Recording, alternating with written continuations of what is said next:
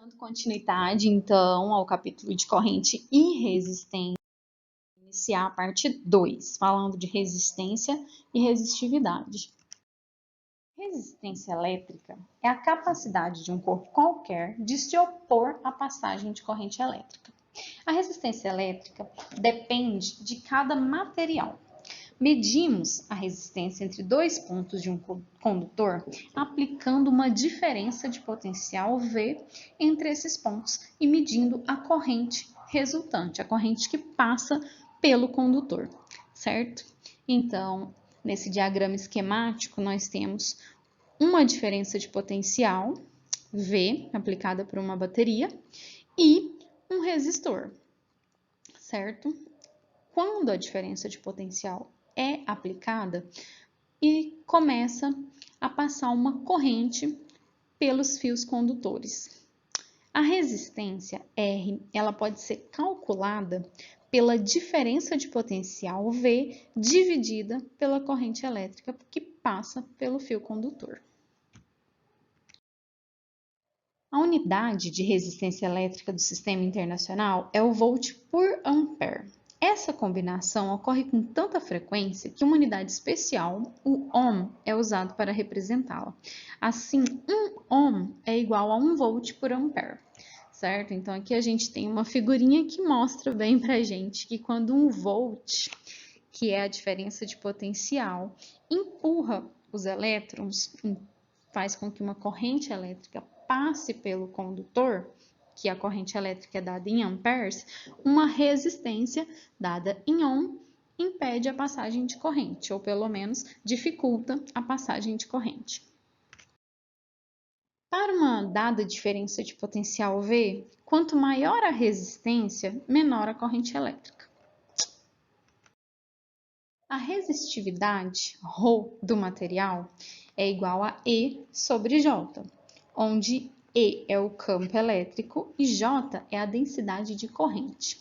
A unidade de medida, então, vai ser o ohm vezes metro. Podemos escrever que o campo elétrico E é igual à densidade, a resistividade ρ do material vezes a densidade de corrente J. A condutividade sigma do material, ela pode ser escrita, pode ser definida em termos da resistividade. Eu escrevo que a resistividade é igual a 1 sobre a condutividade, certo?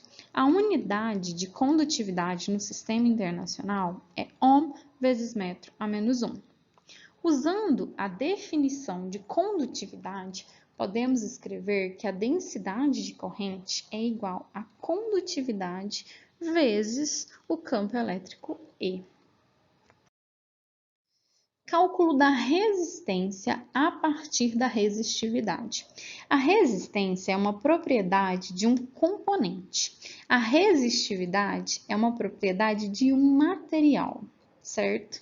Então, a resistividade é referente a um tipo de material e a resistência é uma propriedade de um determinado componente. Resistência elétrica é igual a resistividade vezes L, que é o comprimento do condutor, dividido por A, que é a área, certo? Então, essa fórmula possibilita a gente calcular a resistência elétrica a partir da resistividade ρ. Variação da resistividade com a temperatura. Os valores da maioria das grandezas físicas variam com a temperatura. A resistividade não é uma exceção. A figura ao lado mostra a variação da resistividade do cobre com a temperatura.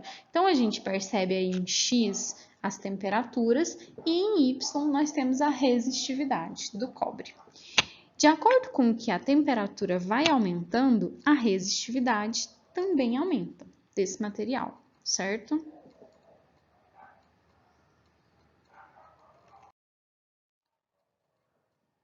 A relação entre temperatura e resistividade para o cobre e para os metais em gerais é quase linear em uma larga faixa de temperaturas. Então, a gente pode escrever que a resistividade final menos uma resistividade inicial é igual a resistividade inicial vezes alfa, que é conhecido como coeficiente de temperatura dessa resistividade, vezes uma diferença de temperatura, uma temperatura final menos uma temperatura inicial. Aqui, essa temperatura inicial seria uma temperatura de referência, e ρ inicial é a resistividade a essa temperatura. Sempre que eu falo inicial é quando tem o zero, certo? Costuma-se escolher como referência 293 Kelvin, que é a temperatura ambiente. Caso em que ρ inicial, que é o ρ de referência, é 1,69 vezes 10 a menos 8 ohms para o cobre. Como a temperatura entra na equação apenas como uma diferença, tanto faz usar a escala Celsius ou a escala Kelvin, certo? Porque uma diferença de temperatura em Celsius é exatamente igual a uma diferença de temperatura em Kelvin. Aqui a gente tem a resistividade de alguns materiais à temperatura ambiente e o coeficiente de temperatura dessa resistividade, certo? Essa tabela está disponível no livro de vocês, no Halliday, volume 3. A lei de Ohm.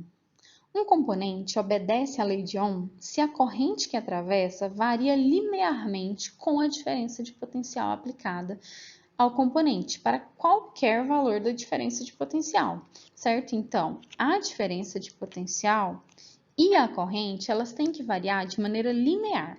Do lado esquerdo, eu tenho um gráfico de um resistor ôhmico, que é aquele resistor que obedece à lei de Ohm. E do lado direito, a gente tem um gráfico de um diodo semicondutor, que não obedece à lei de Ohm.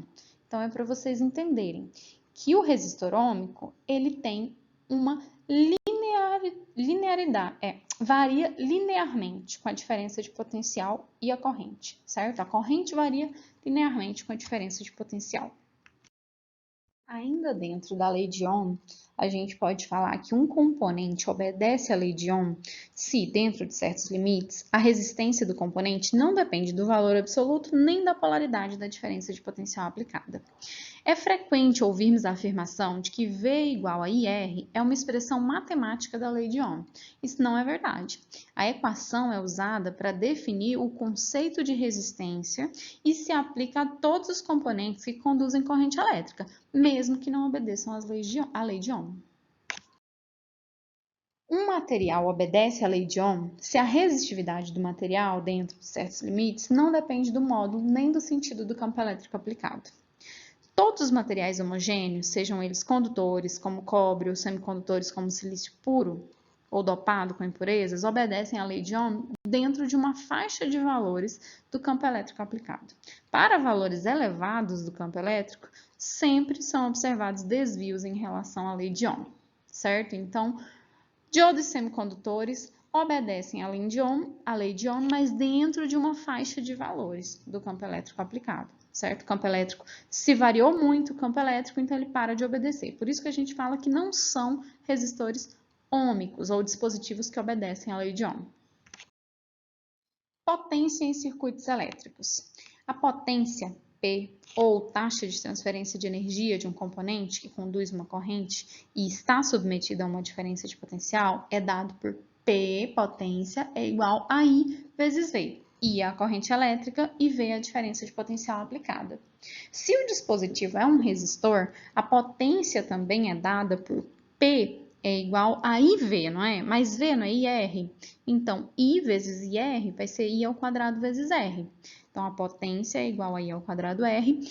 Ou então, sabendo que P é igual a IV e sabendo que I é igual a V sobre R vezes V é V ao quadrado sobre R. Então, a potência também pode ser dada por V ao quadrado sobre R. Essas duas últimas equações, que é I ao quadrado R e V ao quadrado sobre R, elas são utilizadas para calcular a potência de um resistor. Já a primeira equação, P é igual a corrente vezes diferença de potencial, é uma equação mais geral para cálculo de potência elétrica.